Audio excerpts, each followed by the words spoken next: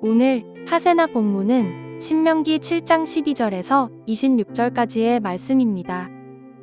당신들이 이 법도를 듣고 잘 지키면 주 당신들의 하나님도 당신들의 조상에게 맹세하여 세우신 언약을 지키시고 한결같은 사랑을 베푸실 것입니다. 또 당신들을 사랑하고 복을 주셔서 번성하게 하실 것입니다.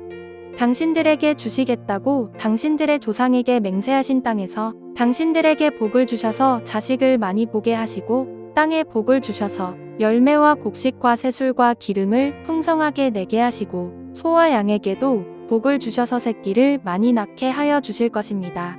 당신들은 그 어느 백성보다도 더 복을 받을 것이며 당신들 가운데 아이를 낳지 못하는 남녀가 없고 또 당신들 짐승 가운데도 새끼를 낳지 못하는 암수가 없을 것입니다. 주님께서 모든 질병을 당신들에게서 멀리 떠나게 하시며 이미 이집트에서 당신들이 알고 있는 어떤 나쁜 질병에도 걸리지 않게 하여 주실 것입니다. 그러나 당신들을 미워하는 사람은 모두 그러한 질병에 걸리게 하실 것입니다. 당신들은 주 당신들의 하나님이 당신들에게 넘겨준 모든 민족을 전멸시켜야 합니다. 그들에게 동정을 베풀어도 안 되고 그들의 신을 섬겨서도 안 됩니다. 그것이 당신들에게 올가미가 될 것이기 때문입니다. 당신들이 혼자 생각에 그 민족들이 우리보다 많은데 어떻게 우리가 그들을 쫓아낼 수 있겠는가 하고 걱정할 수도 있을 것입니다. 그러나 그들을 두려워하지 말고 주 당신들의 하나님이 바로와 모든 이집트 사람에게 하신 일을 잘 기억하십시오. 주 당신들의 하나님은 당신들이 당신들의 눈으로 본 대로 큰 재앙과 표징과 기적을 일으키시며 강한 손과 편팔로 당신들을 이끌어내셨습니다. 주 당신들의 하나님은 지금 당신들이 두려워하는 모든 민족에게도 그와 같이 하실 것입니다. 또한 주 당신들의 하나님은 말벌을 그들 가운데로 보내시어 아직 살아남은 사람들과 당신들을 피하여 숨어있는 사람들까지도 멸하실 것입니다. 당신들은 그들을 두려워하지 마십시오. 당신들 가운데 계신 주 당신들의 하나님은 진정으로 두렵고 위대한 하나님이십니다. 주 당신들의 하나님은 그 민족들을 당신들 앞에서 차츰차츰 쫓아내실 것입니다. 당신들은 그들을 단번에 다 없애지 마십시오. 그렇게 하였다가는 들짐승이 번성하여 당신들을 해칠지도 모릅니다. 주 당신들의 하나님은 그들을 당신들에게 넘겨주어 그들을 큰 혼란에 빠지게 하시고 마침내 그들을 징벌하실 것입니다. 주님께서 그들의 왕들을 당신들의 손에 넘기실 것이니 당신들은 그 이름을 하늘 아래에서 없애버려 아무도 기억하지 못하게 할 것입니다. 당신들은 당신들과 맞설 사람이 하나도 없을 때까지 그들을 다 진멸시킬 것입니다. 당신들은 그들의 신상을 불살라버리고 그 위에 입힌 금이나 은을 탐내지 말며 빼앗지도 마십시오. 그것 때문에 당신들이 올가미에 걸릴까 두렵습니다. 그런 행위는 주 당신들의 하나님이 미워하시는 것입니다. 당신들은 주님께서 미워하시는 것을 당신들의 집에 끌어들이지 마십시오. 그러다가는 당신들도 그것과 함께 망할 것입니다. 당신들은 철저히 그것을 미워하고 꺼려야 합니다. 그것은 모두 없애야 할 것이기 때문입니다. 반갑습니다, 성도 여러분. 오늘 말씀은 우리가 여호와 하나님 안에서 살아갈 때 어떤 복을 주시는지 말씀하고 있습니다. 우리가 하나님을 잘 믿을 때 얻을 수 있는 가장 큰 복은 내적 평안입니다. 하지만 성경은 하나님을 잘 믿을 때 내적 평안뿐만 아니라 물질적인 풍요로움도 주신다고 말씀하고 있습니다. 신명기에서는 내적 평안보다 물질적인 풍요로움을 더 자주 언급하고 있습니다. 오늘 말씀에서 우리가 하나님의 법도를 잘 지켜 행하면 땅을 기름지게 해서 풍요로운 소산을 주시겠다고 말씀하고 있습니다.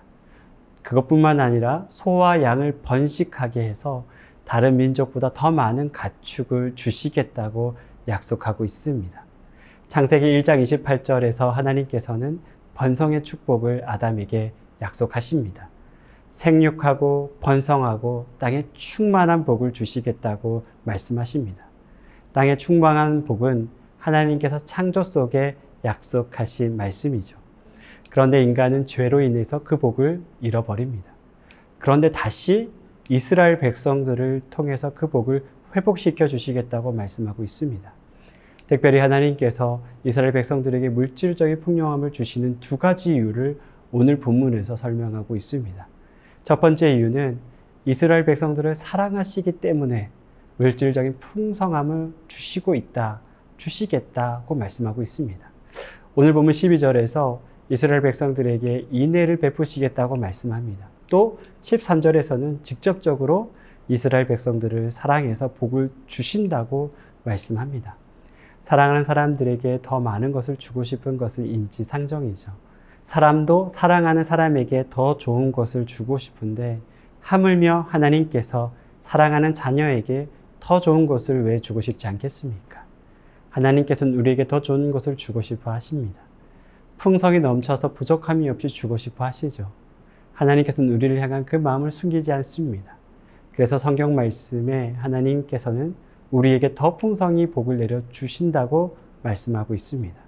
하지만 인간은 연약한지라 풍성한 물질이 교만의 씨앗이 되기도 합니다. 사람은 하나님께서 주신 복을 자신을 위해서 사용합니다. 심지어 자신의 능력으로 물질적인 복이 주어졌다고 생각합니다. 그리고 때로는 그 풍성한 복이 하나님과 멀어지는 계기가 되기도 합니다. 그래서 하나님은 그 균형을 잡죠. 우리에게 가장 알맞은 물질을 우리에게 주시죠. 하나님의 나라에 쓸 수 있을 정도의 복을 우리에게 주시는 겁니다. 그런 의미에서 우리는 우리에게 주신 모든 것이 하나님께서 주신 것이라는 것을 잊지 말아야 합니다. 하나님께서 물질적인 풍요로움을 주시는 두 번째 이유는 하나님을 더 잘 믿게 하기 위해서입니다. 사람은 눈에 보이는 복을 줄 때 하나님을 더 잘 믿습니다. 예수님께서 병자를 치유할 때 그들은 예수님을 메시아라고 고백합니다. 우리가 대학 입시, 취업, 부동산 투자 등의 소기의 성과를 통해서 하나님의 사랑을 느낍니다. 물론 우리가 실패와 고통 속에서도 하나님을 느끼고 경험하지만 성공을 통해서 하나님의 사랑을 더 많이 느끼는 것이 사실입니다. 하나님은 고통 속에서도 계시고 세상의 성공 속에서도 우리와 함께 하십니다. 그런데 실패가 반복되다 보면 우리는 믿음이 흔들리게 되어 있습니다. 사람은 연약한지라 실패 속에서 하나님을 찾는 것은 어려워도 성공 속에서 하나님을 찾는 것은 조금 더 쉽습니다. 그래서 하나님께서는 우리의 그런 연약함 때문에 우리에게 직접적인 복을 주시겠다고 약속하고 있습니다. 그래서 이스라엘 백성들에게 눈에 보이는 복을 주시죠. 15절에는 하나님의 말씀을 온전히 지켰을 때 모든 질병에서 자유하게 해 주시겠다고까지 말씀하고 있습니다.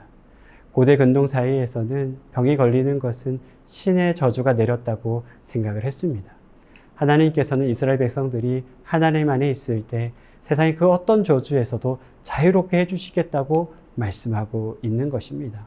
이렇게 약속하신 것은 하나님께서 우리가 이해할 수 있는 수준으로 설명하고 계신 것입니다. 어린아이가 이해할 수 있는 수준으로 약속하고 있는 것이죠.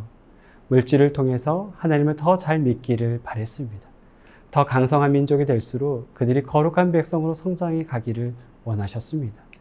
즉 물질적 풍요는 하나님의 나라의 재료입니다. 그 재료를 통해서 하나님의 이름이 더 높아지기를 원하셨던 것입니다. 만약 그 재료가 우리의 인생의 본질로 여겨지고 살아간다면 하나님께서 물질을 빼앗아 가시겠죠. 사랑하는 성도 여러분, 하나님께서는 우리를 사랑하시기에 더 좋은 것을 주고 싶어 하십니다. 하나님께서는 우리의 필요를 모르지 않습니다.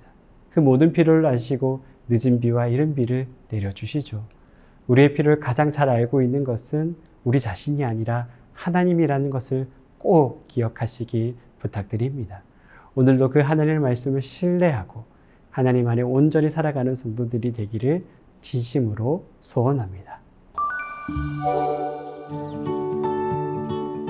오늘의 아시조는 푸른 동행 모임과 새꿈터 모임을 위해서 기도하는 것입니다.